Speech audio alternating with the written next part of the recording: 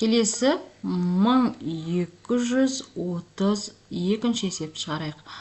Суреттегі фигураларды бұрыштар санына байланысты қалай атауға болады дейді. Бұрыштарын санайық. 1, 2, 3 бұрыш бар. Сонда бұл бізде 3 бұрыш болады екен.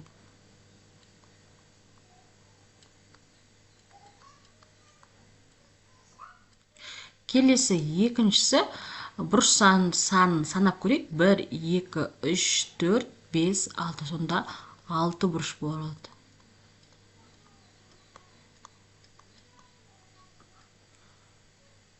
Келесі 4 бұрыш болады үшіншісі.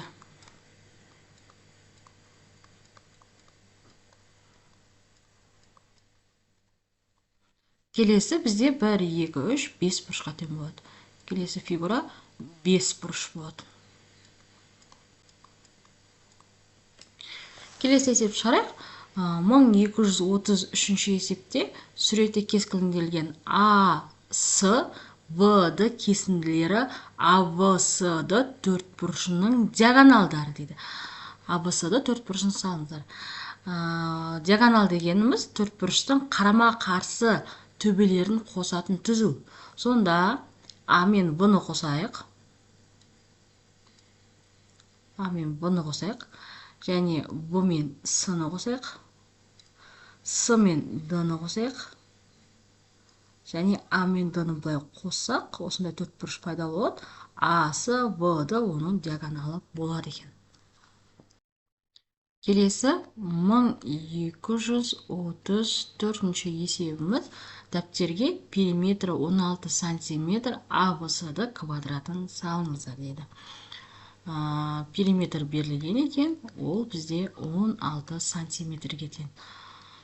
Периметрдің тау формуласын жазатын болсақ, ол 4 қабырғасын көбейтеміз оның өлшем бірлігіне, яғни аға.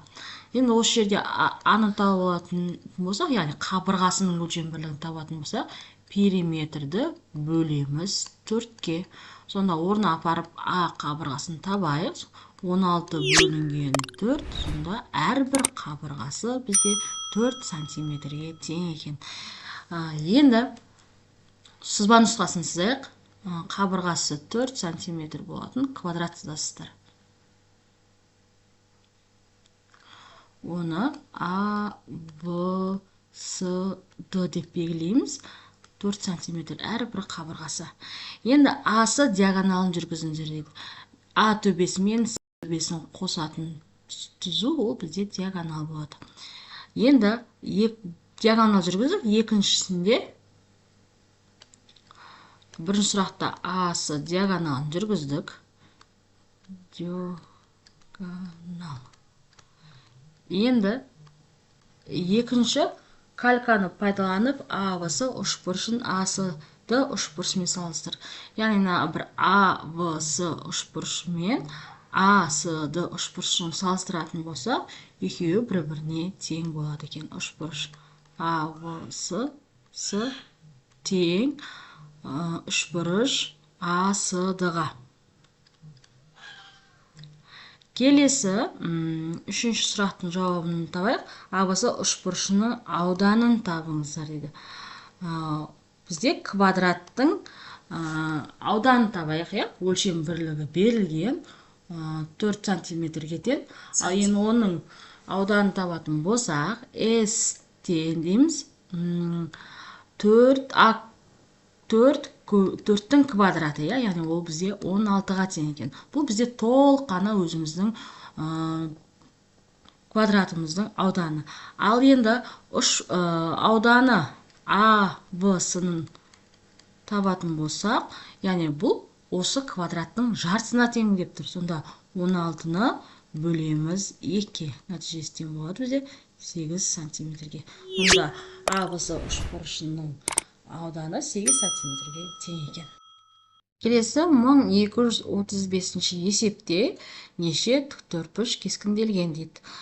Санайық онда 1, 2 болсын, 3, 4. Және толыққанды өзін алайын 5. 1 мен 2-ні қоссаң 1 тіктөртбұрыш болса, сонда 6, 7, 8, 9. Сонда 9 тік төртбұрыш бар екен.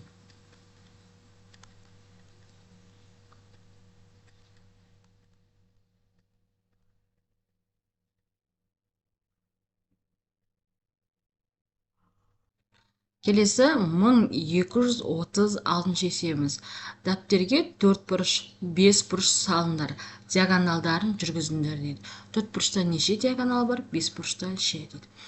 Сонда бізде 5 бұрыш сызып алдық. Енді диагонал жүргізейік. Диагонал дегеніміз қарама қарсы төбелерін қосатын сызық.